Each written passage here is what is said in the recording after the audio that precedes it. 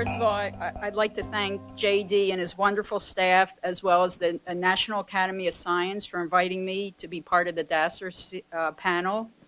And what you're seeing up here, the first thing I want to call your attention to is that this is the International Year of Chemistry, which some of you might not be aware of, but for us very passionate about chemistry, it's something that's sort of been our mantra for the last year.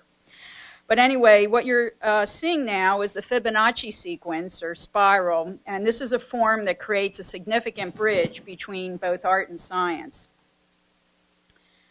It's also inspired the layout for a large sculpture installation that I've created called Divining Nature, an Elemental Garden. 2011, as I mentioned, is the International Year of Chemistry, and in honor of this, I'd like to discuss this project informed by the periodic table of elements. Mendeleev's groundbreaking work, An Organizational System for Chemical Elements, has been a muse for the creation of an art installation based on geometry and atomic number.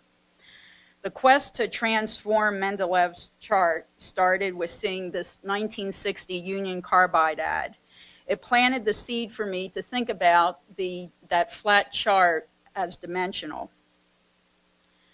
During a sabbatical to Bhutan and the Himalayas, researching Eastern cosmology, and in particular this cosmologic mandala picture here, I had an epiphany. My epiphany was that the periodic table was not only a chart of chemical information, but what it represented was a visualization of Western cosmology. Further research into the Mendeleev table led me to investigate the orbitals, one of the most elusive aspects of the table. Viewing Boyer's depiction of orbital patterns planted the seed to envision the table as an actual garden of orbital flowers. Architect Alec Deary assisted me in manifesting this concept. The vision was to take the elements on each of the columns of the table and place each of the elements on its own unique spiral, and then overlap the spirals to create the layout pictured here. The installation was designed to be displayed at the Greater Reston Art Center, which is very unique in the fact that it has a octagonal shape, which I really love, because if you know anything about Eastern religion and feng shui, it's the bagua, and it's very significant. And the other unique aspect of this particular space is that it had this enormous column that I needed to deal with in some way. So what we decided to do was to put the smaller elements descending down. So you have hydrogen and helium, and they actually descended down on the floor and then spiraled out. The installation took about two to 3 years in terms of its conception to fabrication to create these 83 orbital flowers representing the naturally occurring elements in the table. And this is an installation view where you can actually see them installed. It was really very humbling thinking that I was building the universe in my basement studio. Some people build boats, I get to build the universe.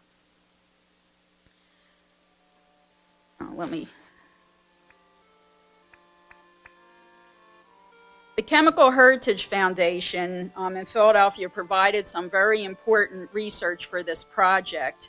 Investigating their rare books collection, I discovered the work that you see here of Michael Mayer's 1617.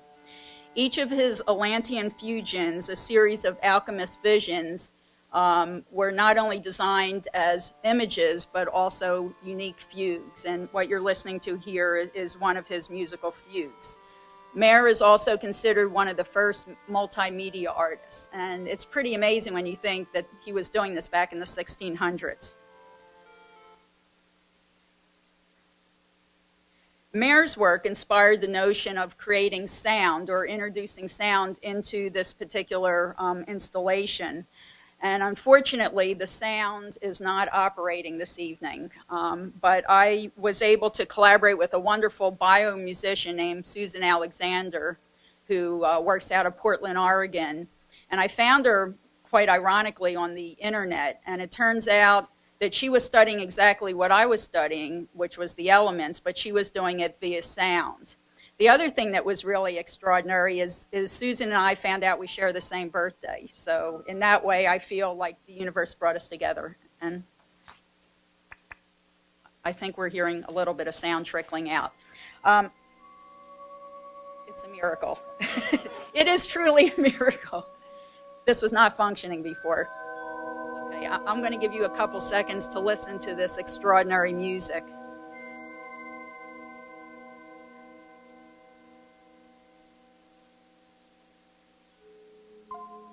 What you're actually hearing is vibrations from atoms that are able to be captured via a frequency called the Lamore frequencies. And these are the same frequencies that are used, sound frequencies, for MRIs. And Susan's been working with a scientist at University of California who has assisted her in working with this particular frequency in this work.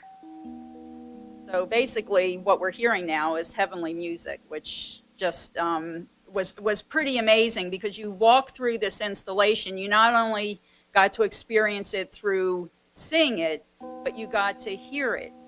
And what I just found out a couple weeks ago, that over 4,000 people came in a 6-week period to walk through this installation. We had people laying on the floor, we had people coming and meditating in it, and I have never in my career ever created something that had such a profound effect on such a diverse, large group of humanity. Not to mention the magic of getting this to even function right now, the sound component. So I think it's the energy in the room that has manifested this. Okay. Another part of this collaboration, I'm a big collaborator for people that know me, and when I work on a project, I like to engage as many people as possible. This is a dance troupe, the Jane Franklin Dance Troupe, who I invited to come interact and create a performance inspired both by my installation and also aspects of the periodic table. Another really exciting project that catalyzed as a result of this was a student from my college, which is Northern Virginia Community College, who happened to come and see the installation and contacted me. And his idea was to take each of these orbital sculptures that I created, and through a technology that he developed, which you'll see here, is working with LED lights and animations to animate each of the elements. And that was a very interesting opportunity for me to get to see my work represented with a very different media. Another component of the Divining Nature installation is an exhibition that's currently being exhibited as part of the International Year of Chemistry at the Chemical Heritage Foundation Museum. And these elements are based on the 5 Platonic solids. My research into this, into the beginnings of chemistry, brought me back to Plato. Why am I surprised?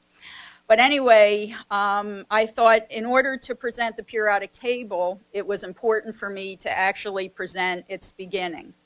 And so I decided to create these Platonic solids based on the notion that these polyhedras are forms that we see in all aspects of nature. And what Plato did was he envisioned the solids to represent what he considered to be the first elements, which were earth, air, fire, water, and cosmos or ether. Additional research uncovered this image when I was trying to figure out what held these solids in tension and compression. And so what I decided to do, and this is an installation view at the Chemical Heritage Foundation presently, was to build these polyhedra, but build them so they were opening or unfolding to reveal. Because for me, this whole project was one continuum of revealing after another. And what you're seeing here is work that is created on mylar with fiberglass rods that if you pulled out one of the rods, they would totally collapse. So they're actually held in tension and compression to the wall. But one of the projects I'm most excited about that has developed as a result of this project and my interest in art and science is an art-science collaboration with a program at George Mason University, and it's called the Aspiring Scientist Internship Program. The woman that heads it up had heard about my work from a colleague of mine and invited me to come to the college and work with these students. And what I did is during their orientation, I challenged the students to take their research and to describe it creating a piece of artwork. And they did this before they even knew there would be a prize. I wasn't even aware there was going to be a prize.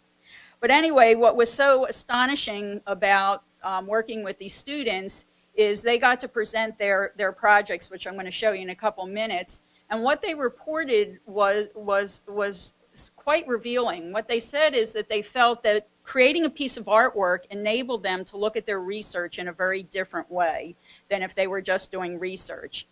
And then the other really exciting response that we got, that 3 people were working on one science, well, 3 people were working on separate science research. What they said is their one art project enabled them to find a common ground. So art enabled them to create a conduit between 3 very diverse researches that they were doing. And here's one of the pieces, I'll show you a couple that the students had created. This one is called Spatial Memory, and it's informed by the hippocampus region in the brain, which is responsible for spatial memory. And these women, 3 women worked on this, they viewed it as constellations. So what happened was, when they were looking at their research, for them, looking at it enabled them to envision it as constellations. And then this one, this was done by the 3 people that I mentioned. What they were doing is working with computer science and bioinformatics. And they created facial images using colored warp words. And these words represent the data from text mining of neural networks, which is so far beyond anything I understand as an artist. But I was really fascinated how beautiful data is. And I think sometimes we forget, and as artists, I mean, I think we look at everything as beautiful. But I think what was a really great experience for me was empowering these students to look at the data that they were recovering, not just as data for science, but as something that could be quite beautiful. And actually, as a result of this project, we are in the process of seeking additional funding to expand it for next summer. So that's something I'm quite excited about. And then I end my presentation today with how we started, which is the installation. And I am pleased to announce that as a result of my collaboration with the program with George Mason, that they will be permanently installing this in their new science building. And this is the first formal presentation, or I should say the first formal announcement of that. So you people are some of the first people to know that. So I want to thank National Academy of Science and thank you, the audience,